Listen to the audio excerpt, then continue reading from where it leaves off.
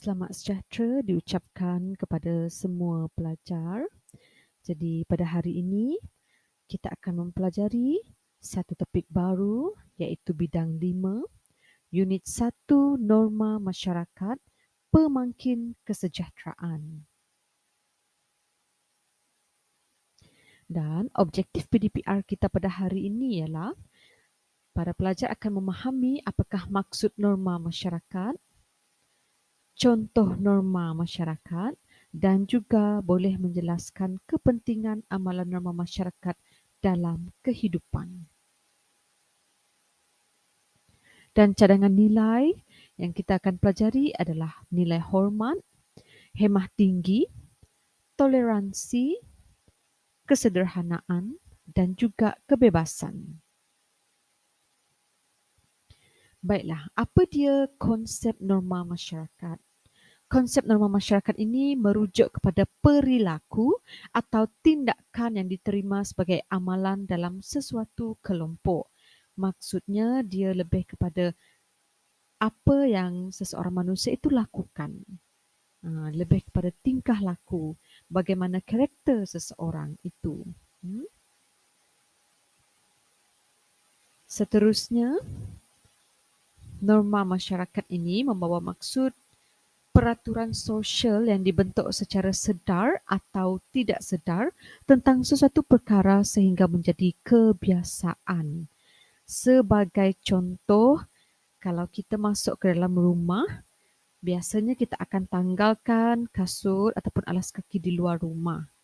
Jadi itu adalah satu peraturan sosial di mana peraturan menanggalkan alas kaki di luar rumah tidak tertulis di mana-mana undang-undang, tetapi ianya menjadi kebiasaan apabila memang sudah dipraktiskan oleh orang tua-tua dahulu sehingga ibu bapa menurunkan ajaran tersebut kepada kita untuk kita tidak membawa kasut ke dalam rumah.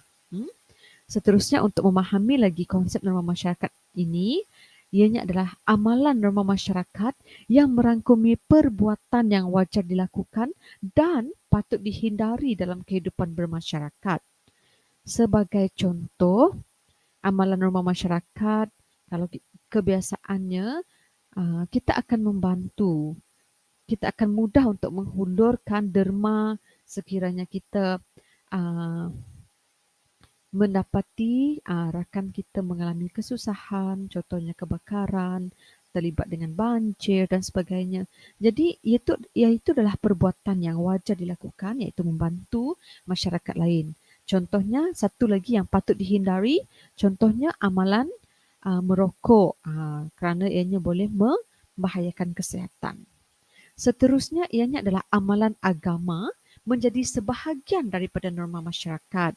Kita tahu agama di Malaysia ada lebih daripada satu agama dan setiap agama itu mengajar setiap umatnya menjadi insan yang baik. Tidak kira apa jua ajaran agama, ianya semua menjurus ke arah kebaikan. Jadi amalan agama yang diperuntukkan tidak kira dari dalam Bible, dari segi ajaran di kuil untuk agama Hindu, agama Buddha.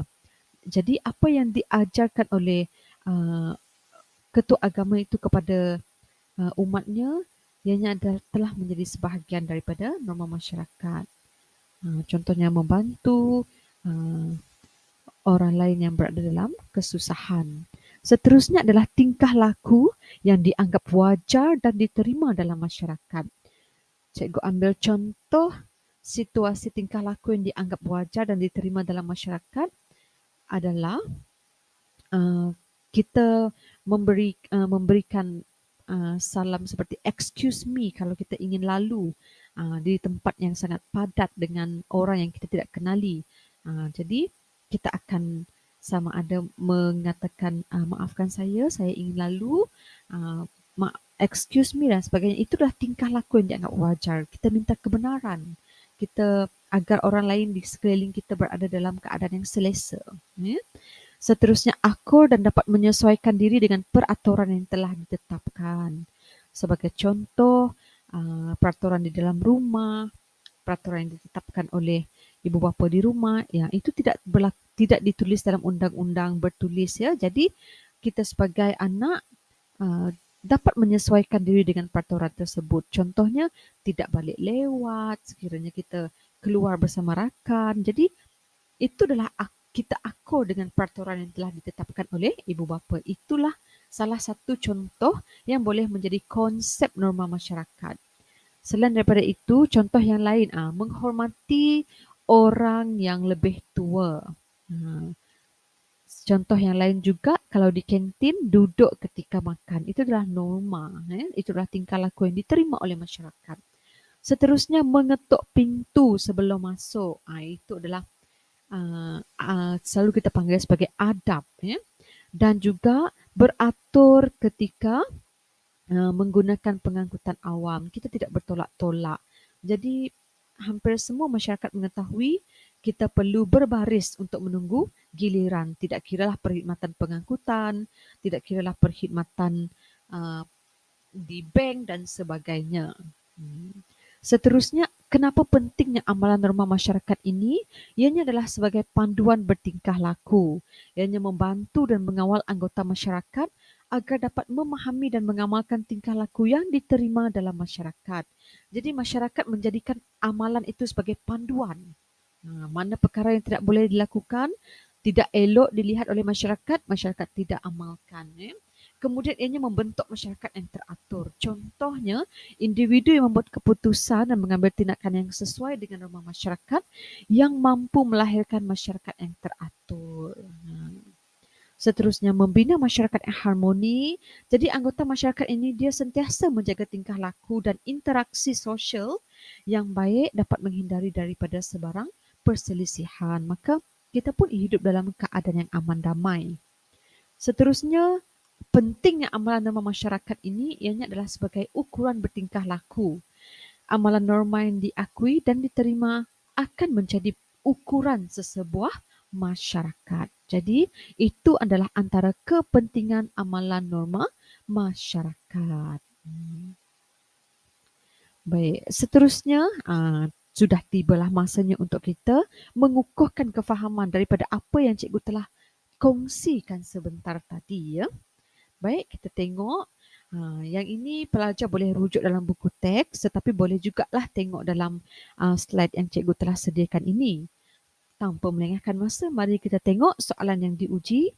Lihat gambar di bawah kemudian bincangkan soalan yang diberikan. Baik, soalan yang pertama. Kenal pasti norma masyarakat dalam gambar di atas. Jadi pelajar sila tengok gambar tersebut. Apakah norma masyarakat yang ditunjukkan oleh gambar tersebut? Jadi markah pelajar adalah 1 markah. Soalan yang kedua pula, jelaskan perasaan anda sekiranya setiap anggota masyarakat mengamalkan norma masyarakat tersebut dalam kehidupan harian.